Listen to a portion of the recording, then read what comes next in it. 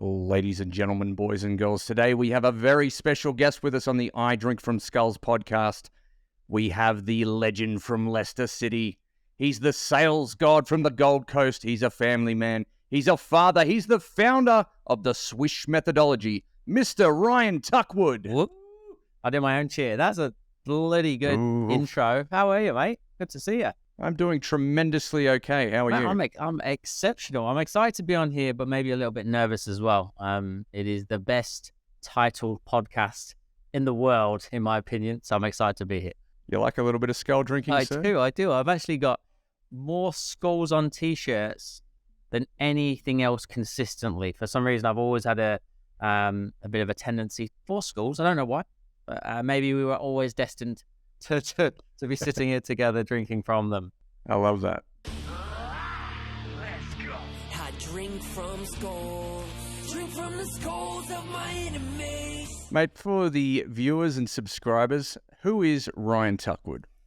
Professional or personal, or a combination? I love a combo. I'm 40 years old. I am from a place called Leicester in the UK. I now live in a beautiful place called the Gold Coast in Australia. Moved out here in 2010 from after 8 years of being a mechanical maintenance engineer. So I was doing that from the age of 19, all the way through to the age of 27. Very process orientated individual. Love data, love stats, love facts. Moved over to Australia with a bit of a hope and a backpack, and fell into the world of sales, kicking and screaming. Didn't want to be in sales. Realized very quickly that I shouldn't be in sales either. I'm a classic sort of introvert that dresses like an extrovert, and got punched in the face about 300 times a day in a cold call center back in 2010, which was my first foray into sales. I will put some more meat around that shortly, I'm sure, but to bring us up to today, I now own and co-founded a company called Swish Sales Coaching here on the Gold Coast. Swish is an acronym for Selling with Integrity and Selling Honestly, with a mission of changing the perception of sales and salespeople. More importantly than any of that, I've got a beautiful family. I've got a young boys called Maverick and Fox, who are 4 years old and 2 years old, that run amok, and they are the best thing in my life. So that kind of gives you a real quick synopsis of who I am, where I come from. Yeah, appreciate that. You mentioned something there that I'd love to dig in a little bit further to, that you're more of an introvert than an extrovert. Is that something you see, in the sales industry? It's a common belief that you need to have the gift of the gab. You need to be able to talk and make moves and have big swings and make things happen. Yeah, more recently, I guess the last 2 or 3 years as well, I'm seeing it more in the speaking world, not just the sales world, but on the, dare I say, the speaking circuit, which I don't really like that phrase, but most people know what I mean by that. And you see a lot of performers, singers, actors, actresses, they're actually introverts. And they have a creative side to them, but they didn't know how to bring it out until they were trained how to do it. And that is arguably one of the reasons we created Swish as well. It was for people like me, that don't have the gift of the gab, as you say. They're not a sort of an individual that can let rejection and confrontation and friction just wash over them. So they're good people, genuine people that have got a good business, they've got a good product, and they want to make positive impact, but maybe they don't have the natural confidence of some other people to put themselves out there. So when you tie that good intention to great skills, they're the ones that really excel. And I often cite Beyonce, which I bet you didn't think I was going to talk about her today. She's got her alter ego, Sasha Fierce, and she created that alter ego because she is an introvert by nature as well, and needed to create this alter ego, this other character that can be on stage for her, and eventually she learned to embody her. And I definitely did fall into that world initially of thinking, I'm not cut out for this because I'm not the classic extrovert. Now I realize it's actually a gift, and it was only because one person saw that in me when I didn't, that I'm now truly passionate about helping other people find that in them as well, because most of us don't realize the gift we have until somebody sees it in us. Love that. Do you have an alter ego? I do. Mine's called Raphael. I created mine, and there's a bit of a story to that as well. So when I was a kid, there was an Italian boy that joined our young, and I'm talking like under 10 years old here. There was an Italian kid called Raphael. I've never spoke about this on a podcast. There you go. And I just thought he was cool. It was a much better name than Ryan. And I remember talking to my parents about this, saying, why is my name not Raphael? Why did I get like a boring name like Ryan? So I did an exercise once with a guy called Luke Mathers, who you would know, and the exercise is called Finding Carlos. And there's a series of questions that he goes through where he helps you find your alter ego or the best version of yourself. And that's based around looking at characteristics and personality types of people that you admire, starting with celebrities, going into sports stars, going into friends, colleagues, peers, people that are around you. And you pull all these characteristics together, and then you pull out the top three. And the top three then build out your alter ego. And then the last thing he does is make you name that person. And for me, instinctively, I don't even know why it came from when I was like 8, 9 years old. I was like, that's Raphael. And now what kind of all comes together is that when you're trying to make a decision, you're trying to do something that's a little bit out of your comfort zone. So for me, as a business owner, we've got to make decisions. We've got to make them quickly. We've got to make tough decisions. We've got to have tough conversations. Speaking on stage is not something that I was very comfortable with until recent years. I would just say to myself, what would Raphael do? And one of Raphael's traits was bravery, creativity, and inspiration. They were the three. So I would like, well, Raphael would be brave. Raphael would be the inspiration to all these other people in the room. Raphael would be creative in this situation. So my alter ego is Raphael. There you go. I actually remember now that you mention it, doing that exercise with you a couple of years ago, and mine was John Wick and relentlessness, and which is kind of funny because you gave me the nudge I needed to go and speak on stage. First time I've done that was a couple of weeks ago. And all of the feedback was like, hey, you're not this dude who's screaming at us, drinking from skulls. You're actually really nice. And I'm like, oh, I've let everyone down. But maybe that's part of it, like building into that character and that alter ego. And I think you grow into it. And this can sometimes be misconstrued as being somebody that you're not. It's not about being somebody that you're not. It's about stepping into a version of you that allows you to excel. Raphael is not a ruthless version of me. That's always inside me, but sometimes we need a mental shift to be able to access it. And I dare say you might have even seen in me in recent years, from seeing me on stage or speaking at events to how I am now. I feel, and I've watched videos back too many times, I'm a bit more direct with people now because I'm absolutely certain in the impact that we can have. And I now see it as a responsibility. And that comes from inadvertently now, maybe unconsciously, asking myself, what would Raphael do in this situation?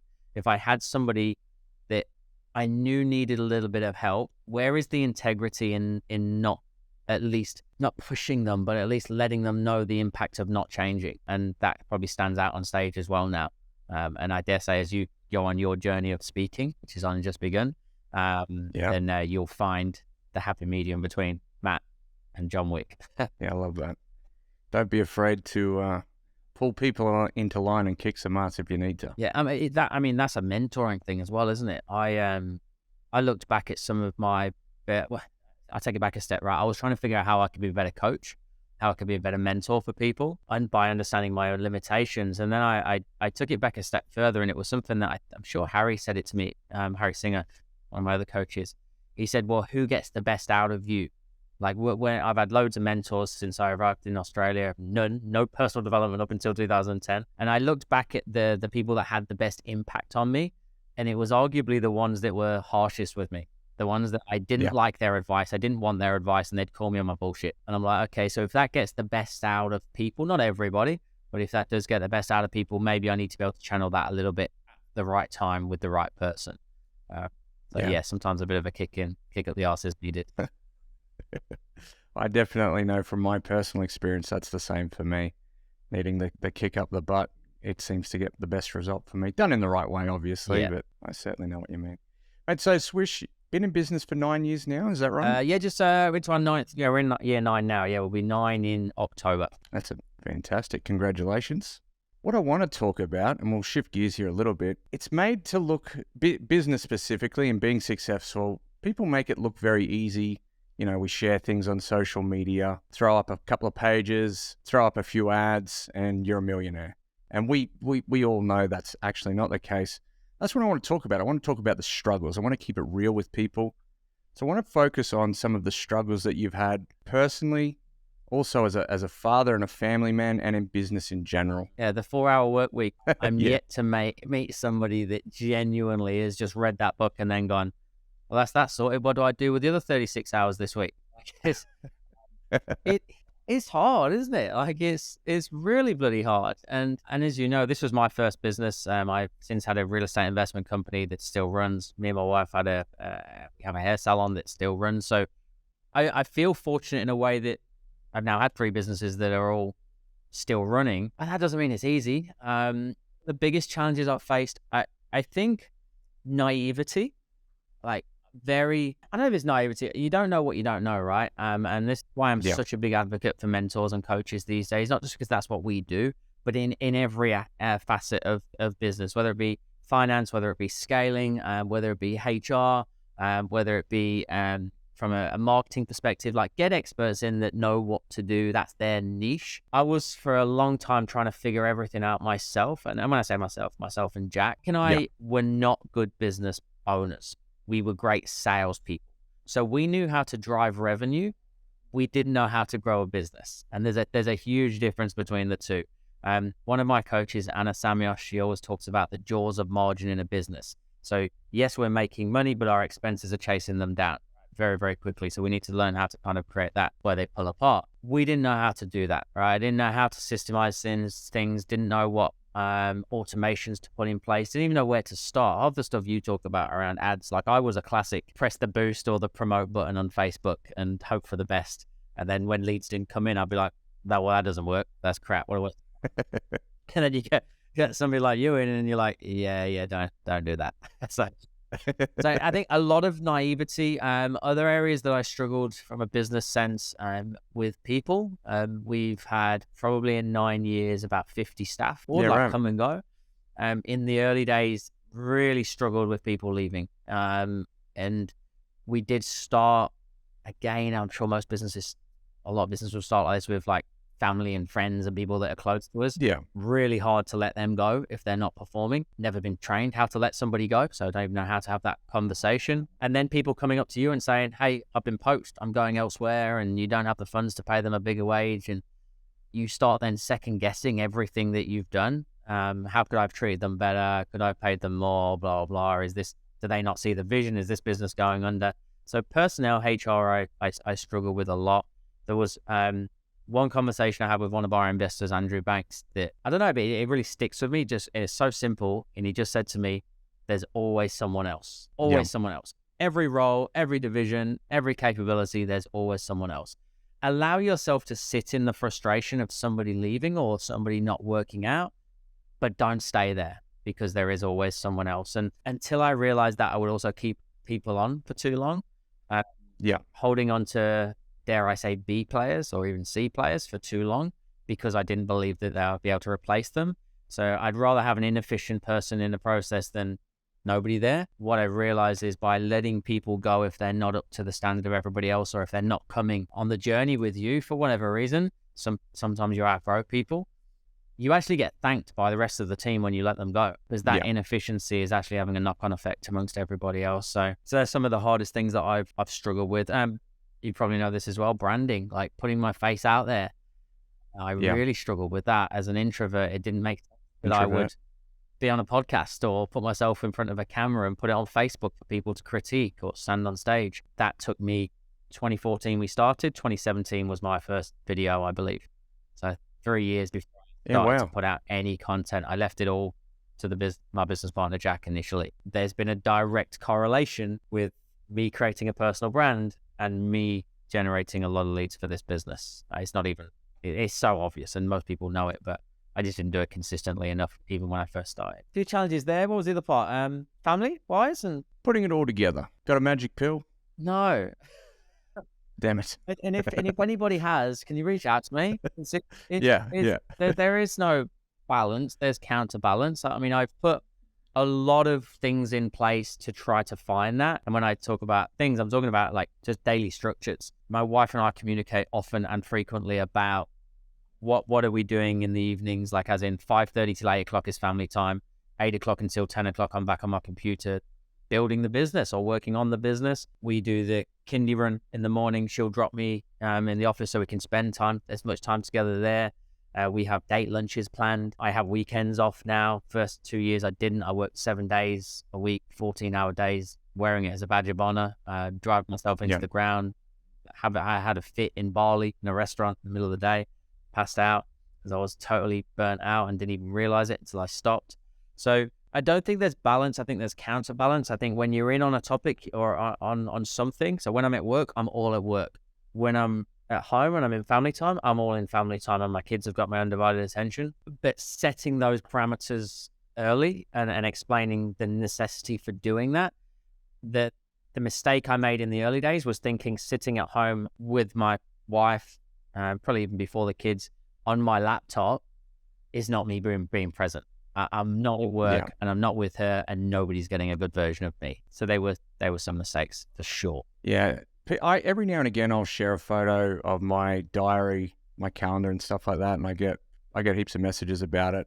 They're like, oh, how'd you get so good at this? How'd you dial this in? I'm like, well, before I met Ryan Tuckwood, it was a dog's breakfast. My personality, focusing on 6 things at once, doing nothing very well, and everything in between. But being ruthless with your diary is something that you taught me very well, and really being intentional with that time. That phrase is spot on, I think. Yeah, ruthlessly protect your time. It's the only thing you won't get back. And if you feel a need to respond to an email instantly, if you are booking anybody into your diary at the drop of a hat because they want your attention, we talk about sales, but just communication. We need to communicate and manage expectations of everybody around us better. And anybody that's a new business owner will probably relate to this. When I first started the company, my mates would just walk in the office in the middle of the day. And then I'll be like, oh, I don't have time for a coffee. I'm working. And they'd be like, but you own the business. And I'm like, that's exactly why I can't go for a coffee. And that the impression that would then leave to the rest of the team is not good. So I had to slowly, and I don't remember who told me this, but somebody told me to do it years ago. I heard it somewhere, was just don't reply to your friends in working hours. And slowly they will get conditioned to the times that you do respond, and then they will only message you outside of those hours. So I even do it to my prospects and clients, like very early on. If I'm sitting on a consultation with a potential new client, or I'm meeting somebody for the first time, if the next touch point is I'll send you an email or I'll speak to you over the next few days, I'll always drop in there just as part of my process. By the way, if I don't reply to you between 5:30 and 8 o'clock, that's because that's my family time. I'm very dedicated to that. But rest assured, I will reply outside of those hours. Now, I've never had any kickback on that. If anything, I feel like it's connected me better with the individual that I'm talking to, and they respect it. Absolutely.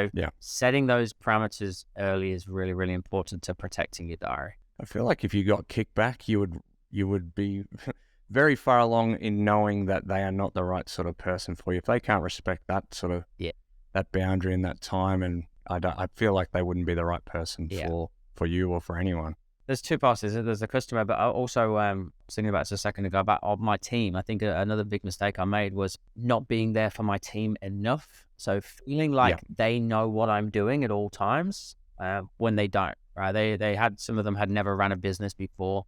There's the perception that sometimes I'm on a podcast. This is a jolly, right? This is easy. I'm going down to Sydney or Melbourne. I'm on a plane.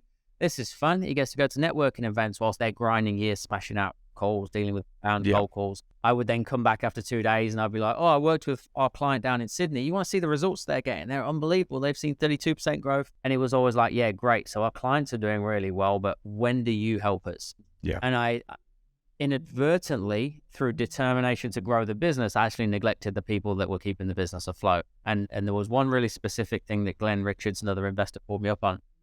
I had time for my team outside of working hours. And I would say to them, look, you can book into my diary every week. We can have half an hour together.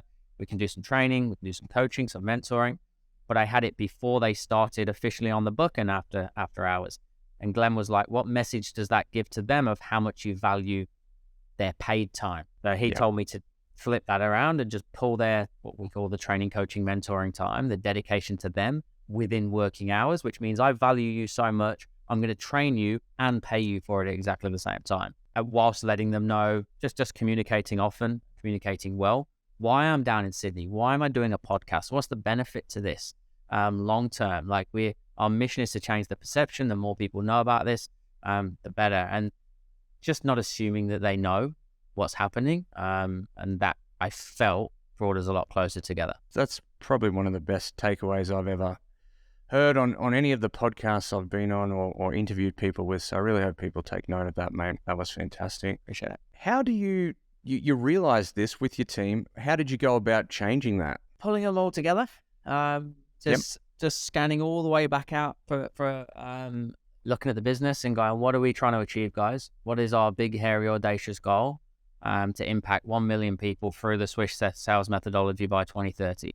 Right? How do we achieve that? We need to reach more people. What strategies have we got to reach more people? And it was networking events, keynotes, trade shows, podcasts.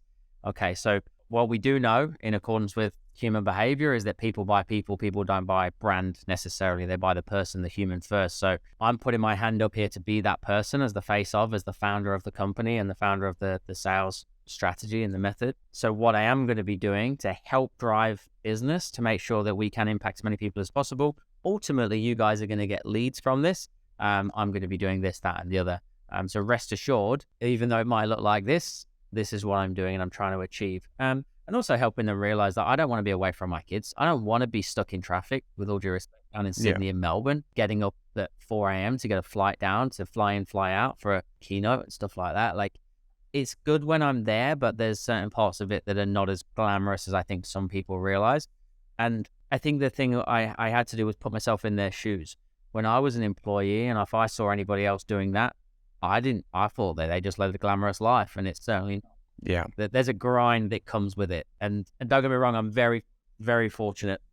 And I always kind of channel back to my engineering days and go, would I rather be stuck in traffic in an Uber in Sydney, traveling 45 minutes to get 3K, or covered in grease and oil at 3 a.m. on a 12-hour night shift changing a gearbox? I'm so glad I'm in rainy Sydney right now. So I think letting them know the full picture is really, really important, and reinforcing it often as well. Not just saying it once and hoping it goes in, but just that gentle reminder over time is very important. Yeah, I love that. You even go, and you taught me this one, but you go as so far as to ensure that there's 30% of the time that you have available for training, coaching, and mentoring. Is that right? Yeah. So I've got there's 4 pillars of what we call elite daily structure. 30% of my time is spent doing my job, so actually delivery of training. So work out how many hours a week you would like to spend. Ideally, you create your perfect week, which is not always easy. So say 50 hours a week. So 30% would be 15 hours delivering training, another 30%, so 15 hours working on the business, so business development. 30% of my week is then spent in training my team or working with my team. So that could be in personal development reviews. It could be training, coaching, mentoring. It could be just a team breakfast that we go out for, but actually spending time with them and diarizing it ahead. Like, my diary is 12 to 18 months in advance all the time. They're the first things that go in. They go in above everything else, and we protect them with everything that we have, regardless of the client. I know that's a battle that you got to go through. You got a big potential client, and they want to take over one of your spots with an appointment with your team member. What value does that put upon the team member when they see that keep getting shuffled and moved? And then the final 10% is, those of them doing the maths, is variables for when shit hits the fan, which invariably will from time to time as well. So if there is something that comes up in one of those meetings and I can't deal with it there and then, I've got 5 hours a week already scheduled for dealing with that stuff. If I don't need 5 hours, I've also got backup tasks at all times of things that I can do when I've been given time back. Gotcha. That's an awesome system, and it's the approach we've implemented. You held my hand and not forced us, but you showed us the light there. How do you start though? Like, most people, they're busy, they're running around like lunatics, drinking from skulls, doing what they do, and they might have, 3, 4, 6 weeks of commitments and things like that. Where do they start? How do they draw the line in the sand? Yeah, I think that's it. You got to find the sand. You can't draw a line in the sand that you can't see. So for me, when I first did this, I think it was about 6 or 7 months in advance before I had any like proper space in my diary. So you look for that window and you go, okay, well, there's my line in the sand from August the 17th the week commencing August the 17th, I don't know how far in advance that is where I'm going to design my perfect week.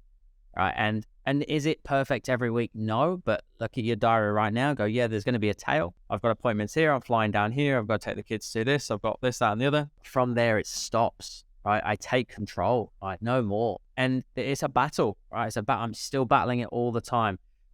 As you know, I've got the month of April off. My sister arrives here a week today from the UK. She's never been here in 13 years since I've been here. So like, I'm trying to squeeze 11 months worth of 12 months worth of work into 11 months. I'm taking April off.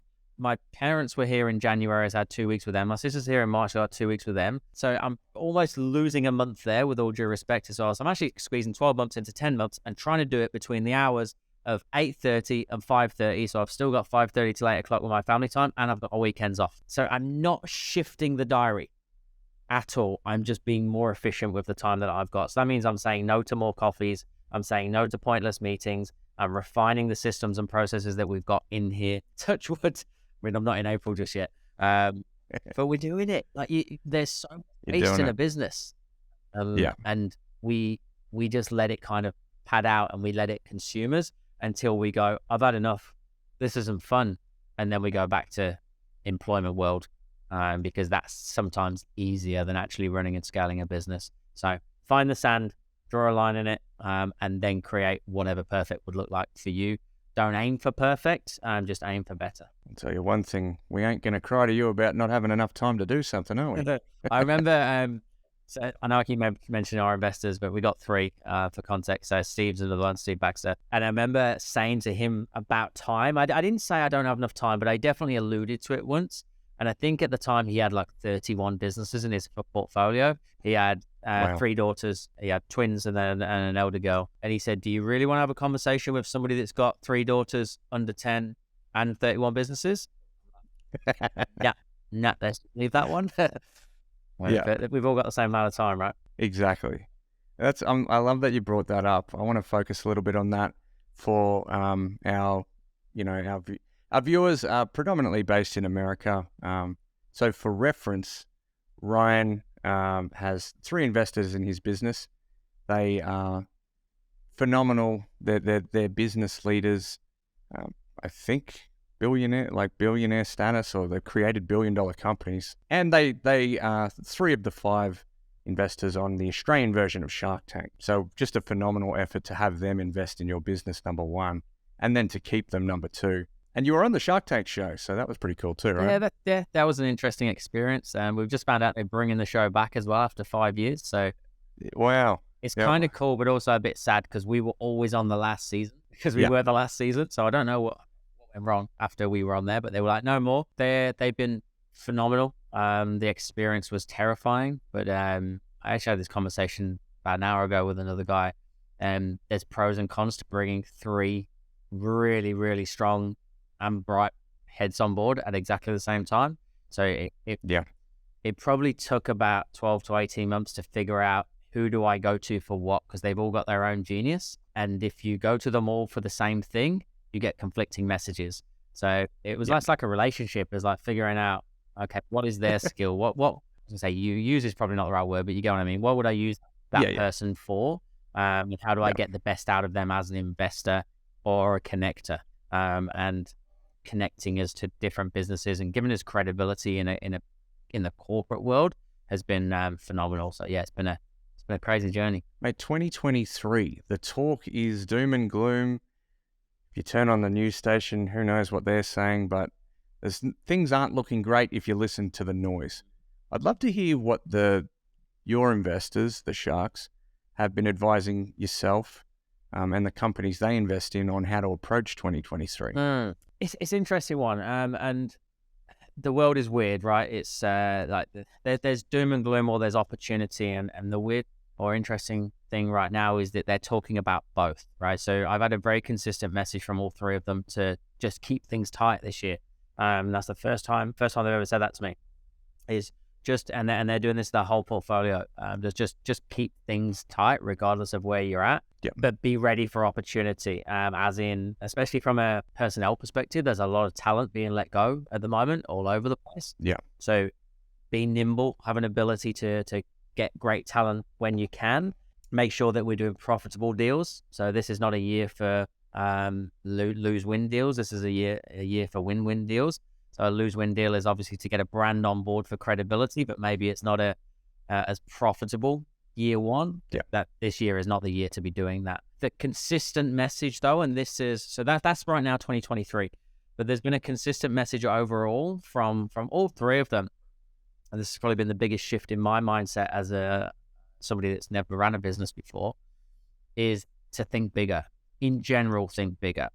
Always be planning 3 years ahead, but working day to day. So there's a lovely quote, and I'm probably going to ruin it by Glenn, where he talks about he went for a golf lesson once, and his coach was telling he was trying to hit the ball as far down the fairway as he could, and he just kept shanking it, or it wasn't going as far as his potential suggested. And the coach just said to him, "Where are you looking?" And he says, "I'm just looking right down there between the trees." And he said, "Just raise your line of sight a little bit and look up there above the clouds." And he says, "Well, what do you mean? I want to go straight." He's like, "Don't worry about that. Just look up there at the clouds." Anyway, lined it up, hit the shot, and it was the best, most sweetest shot he's ever hit. He said, "What did you do?" He said, "I just got you to raise your line of sight. You were looking down and in. You need to be looking up and out." And I think as business owners, often we do that. We look down and in. Yeah. We look at the day-to-day. We get caught up in the fear-mongering. And yeah, there is a lot of things that are going to make businesses struggle this year. And things are going to be tight. But that doesn't mean we can't think big at the same time. So I'm being cautious, of course. I think we should always be cautious in general and make sure that we're a profitable business, not just chasing vanity metrics. But at the same time, don't lose sight of the opportunity that's out there, because it is huge in our industry, and I'm sure it's the same in a lot of industries. For some reason there's a tendency to slate other companies that are in your industry, and I hate that. There's 8 billion people on this planet. There's every single one of them can better articulate their message in some way, shape, or form. Like, there's a big pie out there for everybody. So think big, and then you stop getting caught up in the day-to-day mundane and caught up in all the fear-mongering. Yeah, I love that. That's a great nugget right there. Mate, let's try and give the viewers a little bit of game here. For full perspective, you helped me go from closing 30% closer now to 70% by making some simple tweaks. What can people do to get better at sales, have better impact, and really just suck less? There's lots of things, of course, but without turning it into too much of a science. Sales, I always say, firstly, sales is easy. Right. And I don't say that. I say that very intentionally, right? Sales is easy because you can overpromise and underdeliver, or you can make a sale. Creating a client for life is what's hard. Getting a client to come on board, use your services, whether they can use it once or twice doesn't matter, but absolutely love you, that they're going to give you referrals, means that you've actually got to sell with integrity, sell honestly, and deliver on your promises. That's hard, right? The way you do that is by getting them to connect with you as a human. So there's 3 verticals that we always talk about. We call it our 300% rule of value. MCP, myself, company, product. The key to the 300% rule of value is that people buy in that order. So as you're sitting with a potential client, an inbound inquiry, a cold outreach, whatever it is, you got to remember that they're buying you first. They're buying the company second, and they're buying the product or service that you have to offer third. It is not the least important, but it is the least important in regards of order. So they're equally important, but if they don't connect with you first, they're not even going to hear the value you have to offer around your product or service. So I see that done wrong a lot, is that people call up and they go, "Hey, Matt, yeah, what are you looking for?" I need my roof fixing." "Okay, fantastic. When do you need it done by?" "Yeah, what happened?" And their focus product. "When do you need it done by? What's your budget?" Blah, blah, blah. Like, it's just surface level, the exact same as everybody else is doing. So our sequence of questions need to change. And I can give you the sequence that we go through. And we also need to be able to elegantly drop in those sequence of questions, value on ourselves. And that can be as simple as saying, so Ryan, in the last 14 years, since I've been in the roofing industry, one thing that I do know is that there's a few different reasons that this could happen. So talk to me about what happened. What you just heard was, I've been in the industry for 14 years. That is what we call a value builder in M. myself, right? Really easy. Every single person listening to this around the world can say, in the time that I've been in this industry, or one thing that I've learned in the last 7 years is this. 13 years ago, when I first got into sales, I didn't know that. And that's what we call a vulnerability statement, which is also a connector. I didn't know that I wasn't aware that this until I saw this. So there's lots of little one-liners, and they might have to listen to that back to grab some of them that are valuable. But to lead into the questions, the sequence and the order of which you ask your questions is of paramount importance if you want it to work with human buying behavior. The easy version, the easiest way to look at it is you just go past, present, future. So think about the questions that you're asking. Are we asking questions about something they've done previously, or how whatever happened, or how they became to be where they are today? Then we're going to talk about today. How's everything working out for them? And then we're going to talk about their ideal scenario, where they would like to be. Usually, average salespeople or business owners or people that have had no training through no fault of their own will go straight to the future. So what are you looking for? What's the ideal scenario for you here? Whereas what I would look to do first is go through what we call reflective questions, looking back, and say, Matt, before we get into the nitty gritty, just give me a little bit of context. You did it in this podcast, right? Ryan, who's Ryan? Tell me about you personally, professionally. Take me back, because it's important that you have context to see the next part as valuable. Otherwise, it's just coming from another person on the other end of the phone, and I don't know who you are. I don't know what value you hold, which is going to stop me giving you information which could be valuable. So we go reflective questions, looking back. We go reality check questions, which is, where are you now? How's that affecting you? We do opportunity questions, looking forward. So how soon do you want that sorted out? What's the ideal scenario for you? Then we do the cost of inaction question, stage 4, which is, what happens if we don't get this fixed? What if we stay as we are? So they're the ramifications of doing nothing. And then we do what we call partnership questions. So what is it you're looking for in a provider of X, Y, Z? If you were to choose somebody that offered our services, not necessarily is, but what would you need to see for that to have been a good investment in your eyes? So that sequence allows them to come on a journey while showing that you actually care, and you should care. So Absolutely. all we're doing really is going, well, how do human beings normally make decisions? We know, because there's too many studies out there to suggest otherwise, that that's the way we make decisions, and we're working with it, not against it. And a lot of people inadvertently work against it. Mate, that was awesome. I was taking some notes even just now, and I've been coached and mentored by you for, 4 or 5 years now. So I just love that. I want to give the viewers a bit more game. I'd love you to share, because I know how powerful this is. I'd love you to share the cardinal sins of sales, the ugly words, the things people are saying right now that they need to stop today. Trigger words. Trigger words. Let's have it. So there's especially some great study out there. There's a company called Gong.io there in the US, and they've studied tens of thousands of sales calls and interactions, and they basically pull out trigger words that, when said during a sales interaction, are proven to reduce your chances of actually making a sale. So whatever happens in the buyer's mind at that time, they go, nah, I don't trust you, I don't like you, that's not for me, and you get all these objections. So easy ones are contract. We know that contract is a scare word. We flip that to agreement. An agreement is something that is made between two parties, whereas contract, we feel that is one-sided. It is binding. There's T's and C's, and we get a little bit nervous when we hear that word. So unless you are legally obliged, and most of us are not right up until the point of transaction to say the word contract.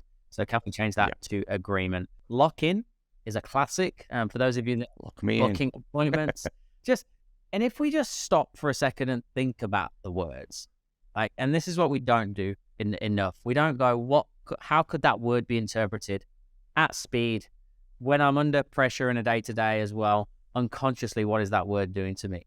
So who likes to be locked into things?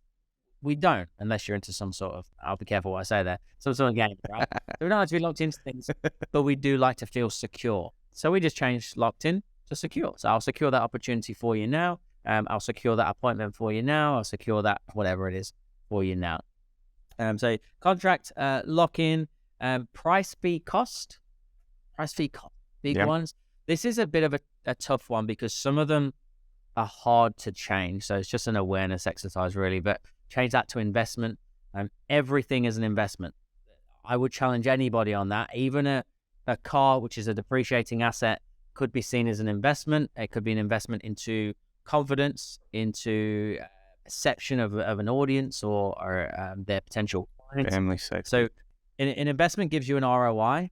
An ROI doesn't always need to be financial. It could just be confidence, motivation, direction. It could be on your relationship. Like, what is it? What is it in your industry? Whatever. There was one I said right at the start of in the previous segment. How long do you want to think about it? How long till you want us to come out there and fix that? How soon is better than how long. So how soon do you want, not how soon do you want to pay, not how soon would you like us to get that started, but how soon would you like results? And you insert whatever results they're looking for. So for us, you'll often hear our team saying, well, how soon do you want your team overcoming more objections so they can increase their sales so you can actually be promoted to sales manager? How soon do you want your team being more confident so they know how to follow up without sounding like a cheesy sales professional?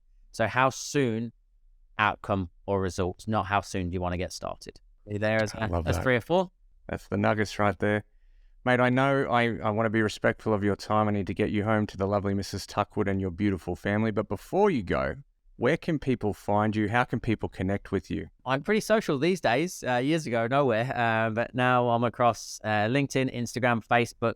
I think I'm on TikTok, but I don't really know what I'm doing. So go to LinkedIn is professionally, but Instagram, Ryan Tuckwood Official. And any of the other channels, feel free to connect with me. Just Ryan Tuckwood. Fantastic, mate. You have absolutely crushed it. You've drunk from the skulls on the I Drink from Skulls podcast. Ryan Tuckwood, thank you very much, my good man. Thank you, mate. Really appreciate it. And thank you to everybody that takes time to listen to this. I hope you do find it valuable. That's it from us. We'll see you on the next episode. Rah!